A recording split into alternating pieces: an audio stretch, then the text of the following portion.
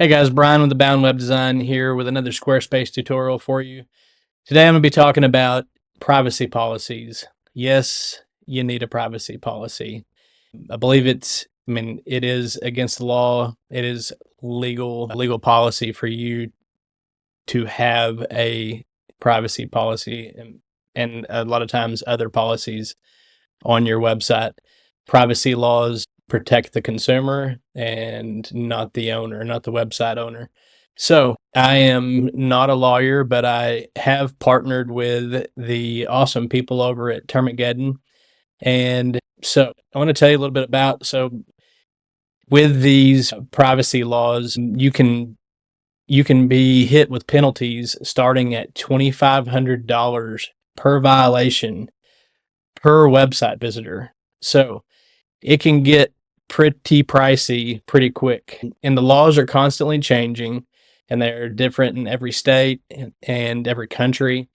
And so it's a lot to keep up with. And so even if you were to have a lawyer write up a privacy policy or terms of service, any of these policies like this, and they're stagnant like that, you could constantly be having to go back to that lawyer to get them to update the policies because these things are constantly changing.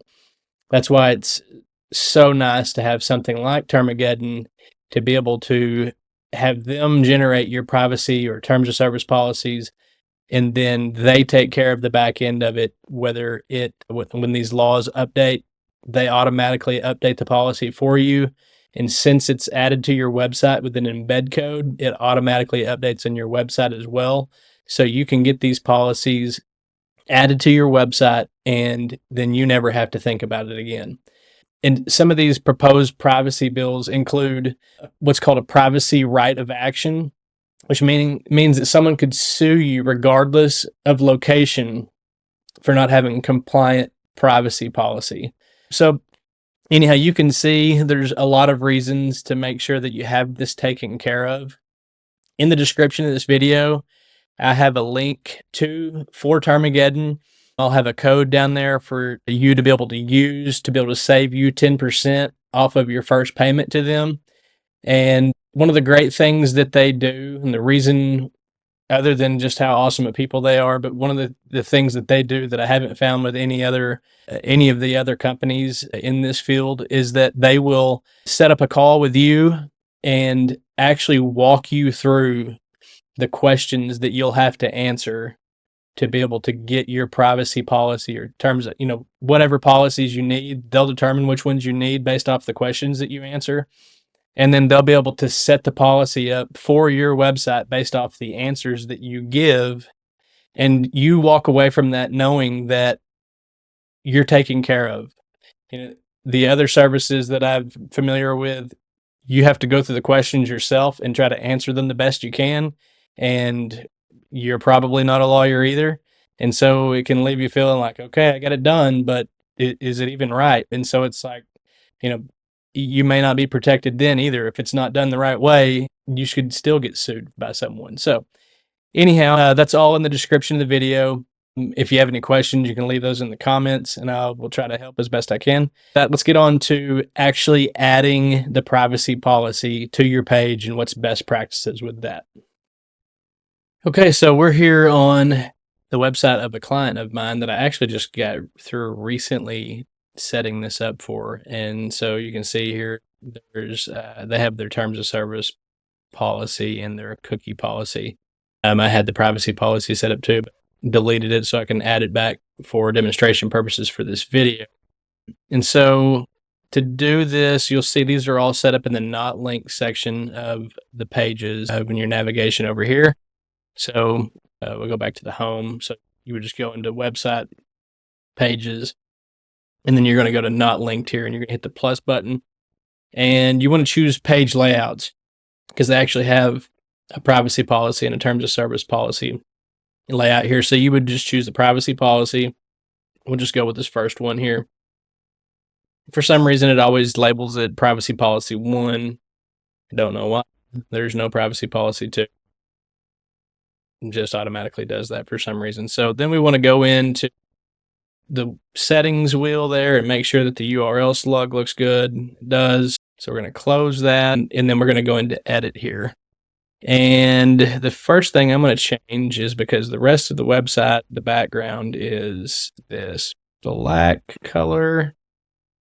And actually, I'm going to go and make sure, I'm going to save this for right now, but then I'm going to go look at the terms of service, because we want it to look at this, we want it to look the same. And so I'm going to make sure that what the color layout is on this.